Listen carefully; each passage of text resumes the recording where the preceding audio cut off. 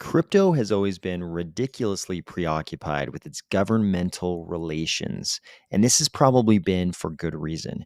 Few other industries can claim to have been banned and unbanned and had their head on the executioner's block as many times as crypto. Whenever the opposite has occurred, whenever governments of whatever type have been seen clamoring to cater to the needs of crypto to attract crypto businesses, that phenomenon has been chastised as a race to the bottom. This is the dirtiest phrase in jurisdictional comparison, but a new day might be dawning. Young pro crypto politicians might be on the verge of kicking off a race to the top to see who wins the international crypto crown. Ready? Let's go.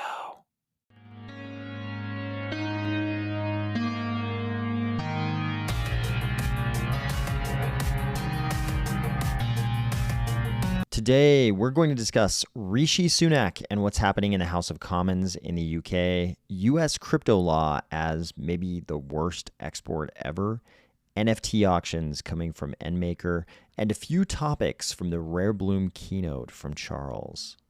If your reaction to this image was, listen, bro, if you have a thumbnail with a goat in it, the only possible title for the video is Cardano is the GOAT. Cardano is the GOAT. That's the only one. Or if you're finding value in these videos each weekday, please consider delegating to the Army of Spies stake pool, ticker AOS. Allow me to tell you a little story. Back in April of this year, I saw this tweet from Grayskull. So the UK government is about to drop an NFT, working with the Royal Mint on a non-fungible token this summer as an emblem of the forward-looking approach the UK is determined to take. Things are getting real. Of course, I thought to myself, I should do a little research on this. Pretty soon, my Googles led me to this, gov.uk. I noticed there was a crown there. That makes me think it must be legit.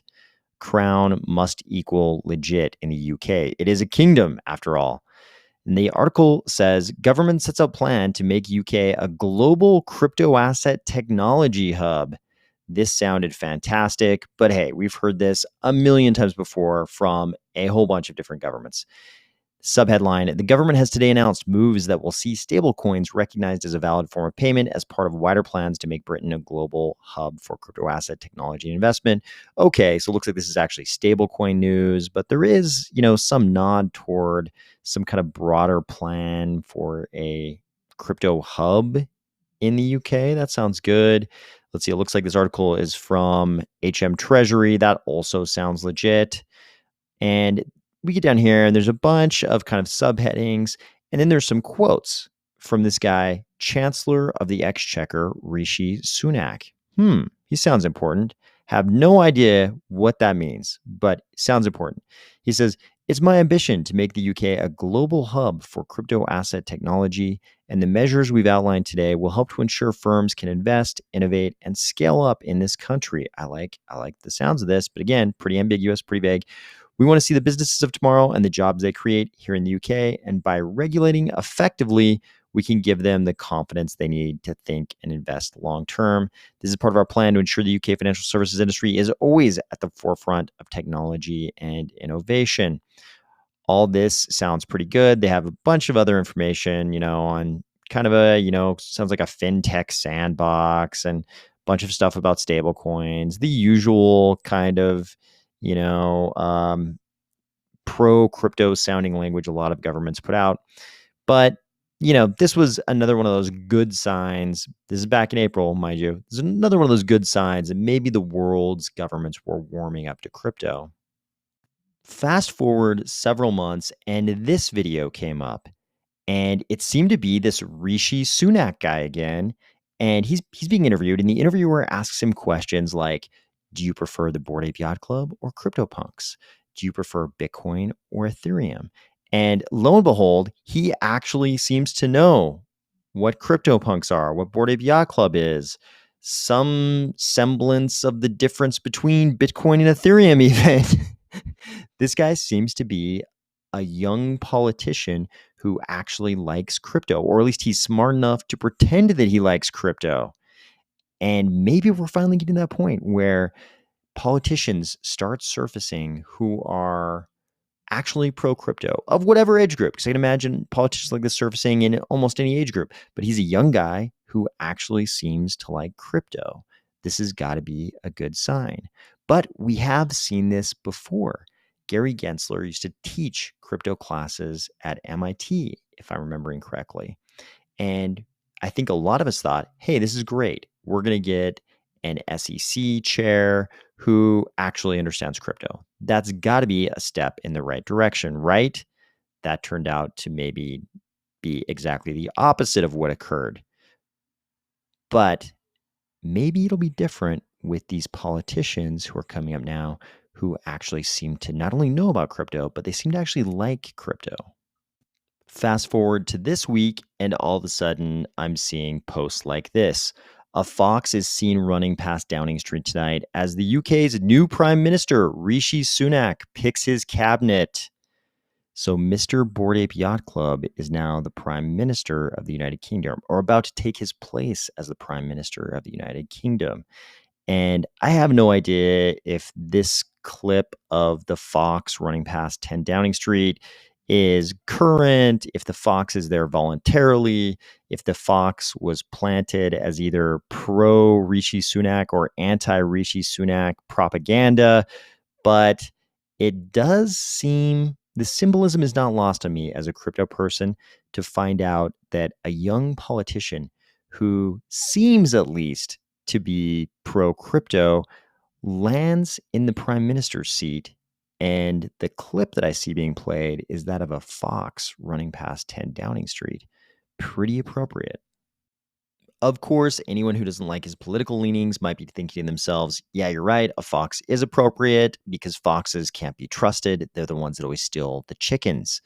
But I think what a lot of us in crypto are thinking, perfect, foxes are crafty.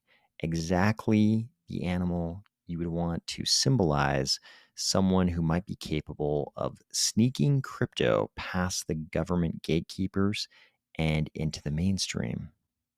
Along with all the headlines about Rishi Sunak's preparations to take the prime minister seat, we also saw this headline today. UK lawmakers vote to recognize crypto as regulated financial instruments. This is the kind of headline, whenever I see it being bandied about, I automatically assume it's 90% misleading. Why? Because this sounds way too good.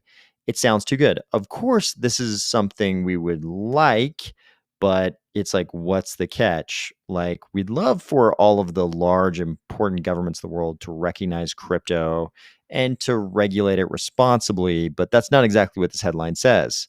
So, what are we really talking about here? The article says lawmakers in the UK voted in favor of recognizing crypto assets as regulated financial instruments and products in the country on Tuesday. Okay, great. They took a vote. Lawmakers were involved and they voted. But did they actually pass a law? Like, what's going on here? The House of Commons, the Parliament's lower house, met on Tuesday for a line-by-line reading of the proposed Financial Services and Markets Bill, which broadly covers the UK's post-Brexit economy strategy. The lawmakers considered a list of proposed amendments to the bill, including one put forward by parliamentarian Andrew Griffith to include crypto assets in the scope of regulated financial services in the country. The draft bill already included measures to extend existing regulations to payments-focused stablecoins, which are, we know what those are. I think the normal Yahoo readers probably need that next part, but we don't. The substance here is to treat them, crypto, like other forms of financial assets and not to prefer them, but also to bring them within the scope of regulation for the first time. Griffith, the financial services and city minister, said during the parliamentary meeting before lawmakers voted largely in favor of keeping the amendment in the legislative package. This sounds great. And they follow that up with this paragraph. The local crypto industry, which recently welcomed the news of Rishi Sunak's appointment to the country's new prime minister as a country's new prime minister, stands to welcome the efforts to give legal recognition to digital assets broadly. This all sounds fantastic. So I think this sounds like kind of a minor vote. They call it a line by line reading of sort of proposed amendments to this financial services and markets bill, but you can see momentum starting to build. The new prime minister is perceived, at least by many, to be pro-crypto. So all of a sudden, we see this what sounds like a positive amendment being added to this bill. And it sounds like this bill is a pretty broad bill covering a pretty important legislative topic: post-Brexit economic strategy. This looks like a very good positive move in the right direction. Of course, this is crypto, where we are our own worst critics and our own best anti cheerleaders. So instead of just getting excited about this seemingly positive development and the election of someone who knew the difference between the Bored Ape Yacht Club and CryptoPunks, everybody seemed to focus on this video from back in December. Again, notice we have a crown. I assume that means it's super legit. It says, this is from the Treasury. It says central bank digital currencies could play a big role in future economies. So the G7 published principles for the creation of any digital cash, including energy efficiency and rigorous privacy standards, while still supporting the role of central banks. And here we have Rishi Sunak very, very proudly and exuberantly telling us how via the G7, they are going to launch some new policies on CBDCs. He seems more excited about CBDCs than any human has ever been excited about anything having to do with any central bank. Of course, this conflicts with his previous knowledge, with the previous disclosure of his knowledge of the difference between important NFT collections, and then he actually understands the difference between Bitcoin and Ethereum. We're super happy to see those things. Seems to be a little bit crypto literate at least, and seems to be at least pretending to be very pro crypto. But then you see he's also, at least in December of last year, also extremely proud and very, very positive and exuberant about CBDCs. In the minds, I think, of a lot of people in crypto, these two things conflict. You imagine the realm of CBDCs being, the sort of the financial government oppressors of crypto, and things like NFTs as being, this vibrant part of the true crypto culture, that kind of thing. And here we have the next prime minister of the United Kingdom. He seems to be very excited about both. And a lot of people are willing to completely dismiss, his previous very pro crypto statements, because he also seems to be very pro CBDC. I don't think that's the most important part. I don't think the most important part is drawing this binary line between CBDCs and regular cryptos, like all of us are proponents of. I think there are two very different things, and there are really good reasons to say that maybe CBDCs could be abused in a lot of ways, because I think we all know they could.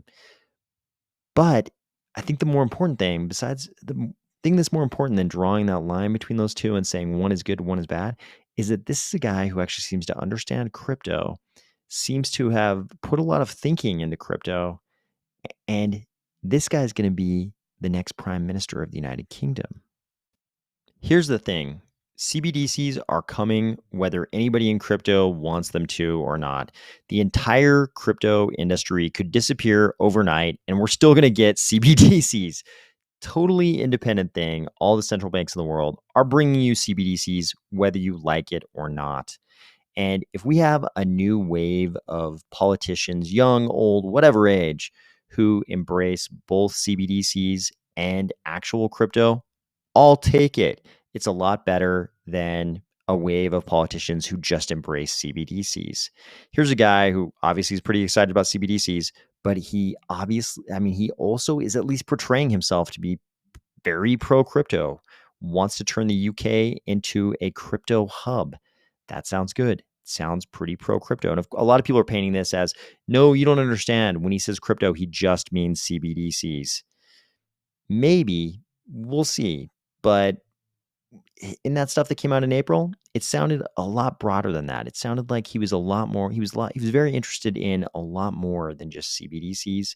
And if these are the kind of politicians we can look forward to, politicians who may embrace CBDCs but are also very pro crypto, I think things only get brighter for crypto. I can see the optimal future where countries are no longer figuring out how to race to be the most strictly regulating of cryptos, but are actually racing to create the most crypto friendly environment to attract the most crypto businesses. So far in the history of crypto, the countries and jurisdictions that have done that have not been large countries. They've been very small countries, often ones that have always been extremely permissive in all things involving finance. A lot of countries that do a lot of offshore banking things, those kinds of countries. We all know which ones those are. Those have been the ones that have been the most pro crypto. But maybe this is the start of a new era where large countries realize that in order to be on the cutting edge of technology and finance, you need to embrace crypto just as hard as everybody else. And in fact, you need to be in this race to the top, the race to be the top country that creates the best environment for crypto. I hope that's the future we're coming into soon. While it's difficult right now to say which large countries will be on the bleeding edge of being the most pro crypto, the crypto capitals of the world, it's pretty easy to say who's currently not on the track of being the leader in that race. And that's probably the US. Here, even Brian Armstrong is saying, how does this serve America's interests? Lack of regulatory clarity is harming American investors and driving the industry offshore. Why would he say such a thing about the United States? I have no idea, except that he's quoting a tweet here that briefly mentions that the CFTC and SEC chairs seem to disagree over whether Ether is a security. This is pretty problematic. Both the CFTC thinks that Ethereum is probably a commodity. Ether is probably a commodity. Of course, Gary Gensler seems to think it's definitely some kind of a security, or at least we can assume he thinks it's a security. This is not helpful when the CFTC and the SEC disagree over what kind of an asset a crypto asset is. Not very helpful. That's almost the definition of zero regulatory clarity. We see this more often in the US because we have this segmented regulation. We don't have unified regulation. In some other large countries, you would just have sort of one entity that's over all financial things. And you wouldn't have these competing, you know, regulatory fiefdoms where you have, kind of career bureaucrats, almost politicians, sort of jockeying for the jurisdiction. I think Brian Armstrong is exactly right here. This is really hurting the US in this case. And if we don't get some kind of legislation soon, then the US is going to be pretty severely handicapped in the crypto race. And if we can't have real legislation, how about a Supreme Court case? The Supreme Court gave us the Howey test, the overall most widely thought about and quoted test for securities, came directly out of the Supreme Court.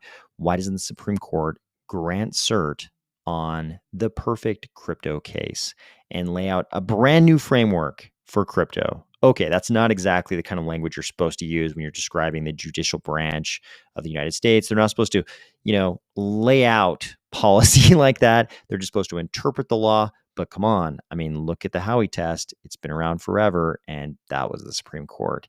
In any case, if we don't get something, then we probably end up with what's being projected right here. Here's Gabriel Shapiro again. He says, a probably unpopular opinion, but I think U.S. crypto lawyers will lose their premium. And he's saying U.S. crypto law is not going to be a popular export. What does he mean by that? Here's what he means. I already heard from former clients and other crypto native teams their frustration with advice from the best American law firms who just say no to everything and to block the US. Well, once you've heard that a few times, there's no need to keep paying major legal fees for that. He says the best crypto native projects will just block the US and embrace MiCA or dance between raindrops in friendlier jurisdictions. So I think he's right here. We've talked about this before on this channel.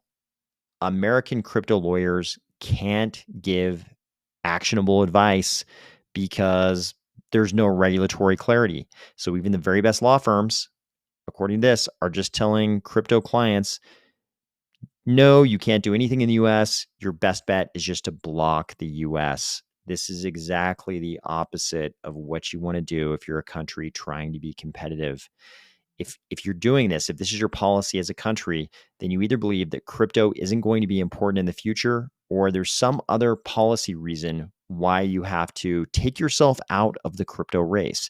You either think there is no race to the top to be the most crypto friendly jurisdiction, or you think there's some other policy reason why you don't want to win the race. I think the US, we've got to get some kind of legislative or even judicial solution to this, or we're going to lose that race. And I think the US might find out, if we don't do anything, the US might find out too late that that was an important race after all. Here's one guy that does have hope for a legislative solution. This is Charles from his keynote address at the Rare Bloom conference. He mentioned a meeting with a CFTC commissioner where the commissioner seemed to take a very, in Charles' perception, from Charles' perspective, a very cynical view of whether a crypto bill could pass next year. This, according to Charles, was based on the idea that Washington is broken.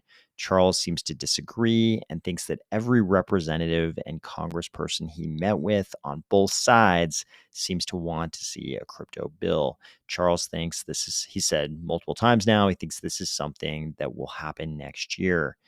He also mentioned that they'll announce the Edinburgh Decentralization Index, the EDI, on November 18th. It sounds like he's going to Scotland. They're going to announce the launch of the EDI. They're going to start with Bitcoin and work their way down. I think this is great. I think we really do need some kind of index of decentralization, and it's going to cause a lot of controversy. A lot of people are going to be mad when their favorite cryptocurrency does not score very high on the EDI, but this is going to be a university doing this. So it's not going to be any kind of Cardano scoring of the other blockchain ecosystems. This is going to be an objective academic scoring of the decentralization of these ecosystems. So I hope it's a wake-up call for a lot of the cryptocurrency ecosystems out there, and it at least introduces some kind of a quantitative metric for decentralization so that we can actually get past this binary, this project is decentralized because they say it's decentralized, or this project is not. We can get past that thing and actually talk about quantitative measurements of decentralization. He says they'll also announce all the SIPs for input endorsers toward the end of the year. And it sounds like that might happen at the Foundations conference. He said that Cardano's TPS, or more accurately in the case of Cardano, TPT, that would be transactions per transaction because the way EUTXOs work versus transactions per second. He says that that will all go way up. Back in the world of Cardano, you now have a brand new NFT tool. Do you have an NFT that you absolutely hate that everyone else seems to love? Now you can auction that right off. NMKR says auctions. With NMKR Studio, you can now create an auction for any NFT you hold. Ready to accept an offer from the highest bidder? Create your free account at NMKR. Click the link below for more information on auctions. I have no idea how this is going to work, but I think this is a great tool. Sometimes you've got a crypto asset that might be better sold in an auction than in some kind of a straight up normal listing. Now you can do that through NMKR. I hope that you're having a great week, and I'll talk to you tomorrow.